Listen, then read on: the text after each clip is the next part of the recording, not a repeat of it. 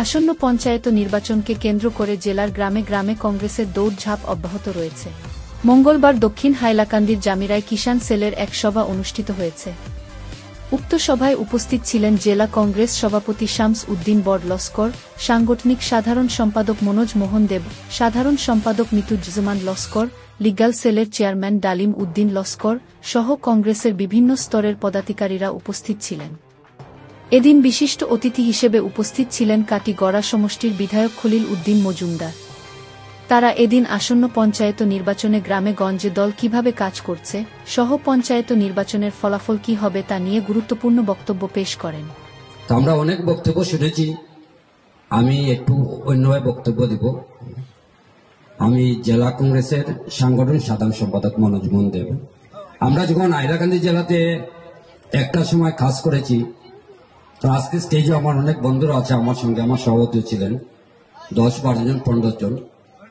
আমরা লোকে অনেক দুর্ব্যবহার করা হয়েছে হাইলাকান্দি শহরে, মানে মানবিকভাবে আমরা অনেক মেন্টালি টর্চারিং হয়েছে। কিন্তু অনেক খুশি আজকের সভাতে আসার পরে, আপনার সভাতে আপনারা এলাকাতে আসার পরে এই প্রত্যেকটা এলাকাতে আজকে আমরা যে জনগণ জনসাধারণ যেভাবে কংগ্রেস দলকে যেভাবে আগের মতো যে সবাই কংগ্রেস দলকে আনছে।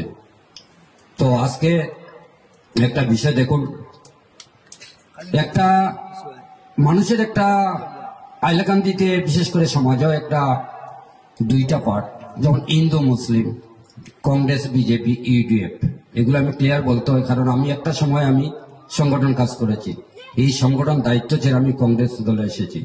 আজকে দেখেন দলের যে একটা ইলেকশন হয়েছে, দেখেন এটা বলতে হয় 80% হিন্দু মানুষ, 20% মুসলিম মানুষ। কংগ্রেস মাত্র যদি আরো 4% ভোট পাইত তাহলে হয়তো আমার কংগ্রেস পার্টি রিটার্ন হতো। এখানে হিন্দু মুসলিমের বিষয় না, হিন্দু মুসলিমের বিষয়টা একমাত্র বিজেপির কাছে। আজকে হাইলাকান্দি শহরে অনেক ছেলেরা অনেক দল থেকে বিজেপি, বজরং দল, আরএসএস বিভিন্ন দল সংগঠন থেকে অনেকে জয়েন করছে। আমার হাত ধরে জয়েন করছে হাইলাকান্দিতে, আপনারা তো পত্র পত্রিকাতে দেখেছেন। কারণ বিজেপি শুধু রক্তের উপর রাজনীতি করছে, বিশেষ করে আমি বলতে হয় হিন্দুদের রক্তের উপর রাজনীতি করছে। এই যে ফতোয়া দিয়ে রাজনীতি করে বিজেপির আজকের অবস্থান কি হয়েছে। এদিকে আজমলের অবস্থা থেকে আজমল সাহেবের ওনাকে শ্রদ্ধা সমন আমি করি, আপনারা সবাই শ্রদ্ধা সমন করেছেন। বিনিময় কি হয়েছে আজমল সাহেবের, সবাই বুঝতে পেরেছেন তার রাজনৈতিক যে অবস্থান কি আছে। আমার সিএমের সঙ্গে সম্পর্ক কি আজমল সাহেবের আপনারা বুঝতে পেরেছেন, যার ফলে বর্তমানে ইউডিএফ দল নিশ্চিহ্ন। তো বিজেপিও বেশি দিন নয়, বিজেপিও আমরা বিজেপি তৈরি করেছিলাম এক সময়, এখন কংগ্রেস আমরা কংগ্রেস তৈরি করছে। এখন আমি তো মনে করি মধ্যে আগে কমলাক্ষ ছিল কংগ্রেসে, এখন বর্তমানে কংগ্রেস কমলাক্ষ দেওয়া নাই, এই কোন দলে আছে তাও জানি না।